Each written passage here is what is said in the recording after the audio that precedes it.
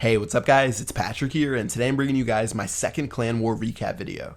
So if you guys saw the first video, we actually lost our first war, I think by like 20 stars, and the clan was a little bit unsettled. Some people were pretty mad that we gotten blown out like that, so it was really important that we did well in the second war against the Swedish Angels.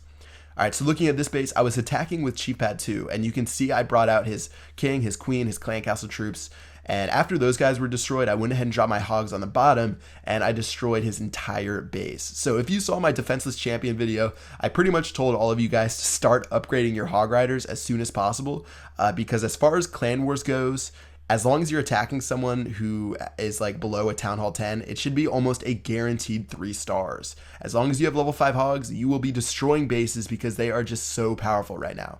So I'm hoping to do a guide on it soon, mainly to talk about baiting the king and the queen and the clan castle troops because a lot of people seem to struggle with that.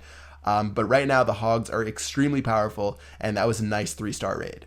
Alright, so looking at the second raid still on my Chief Pad 2 account, this guy is a Town Hall 10, and in general, I don't recommend using the Hog Rider strategy against Town Hall 10s, but because of the fact that this guy isn't that well upgraded, as well as he only has 1 Inferno Tower, I thought I would be able to take care of him pretty easily, and let's go ahead and see what happens. So I went ahead and baited out his king, his queen, his clan castle troops, took care of those guys extremely easily. I honestly didn't even have to drop my king or my queen, and then after that, I'm just dropping my hogs, and they're tearing apart the base. So there was this one multi-targeted Inferno Tower, and that's why you usually don't attack Town Hall 10s with the Hog Rider strategy, because they do take care of at least like 5 hogs.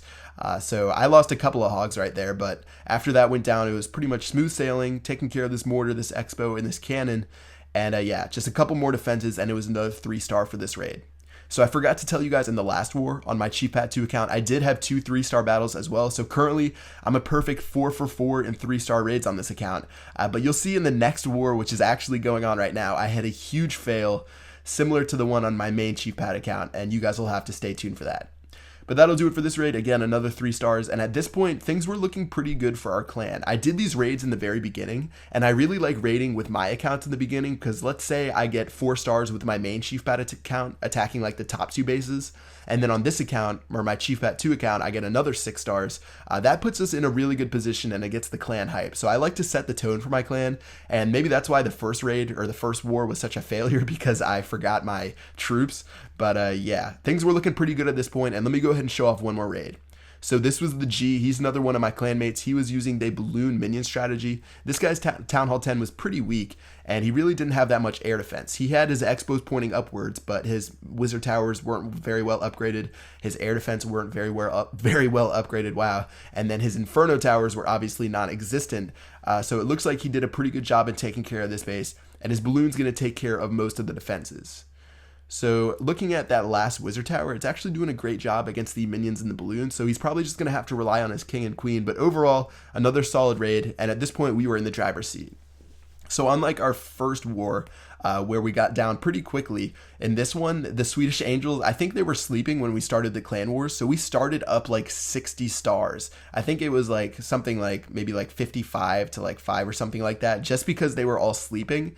But then they woke up, they started doing some raids, but overall, it was pretty much smooth sailing from the very beginning. So that was 3 stars for the G, definitely a great raid, and looking at the final total for Clan Wars, it was definitely an opposite of the last one. We won by 40 stars, so it was pretty much a blowout.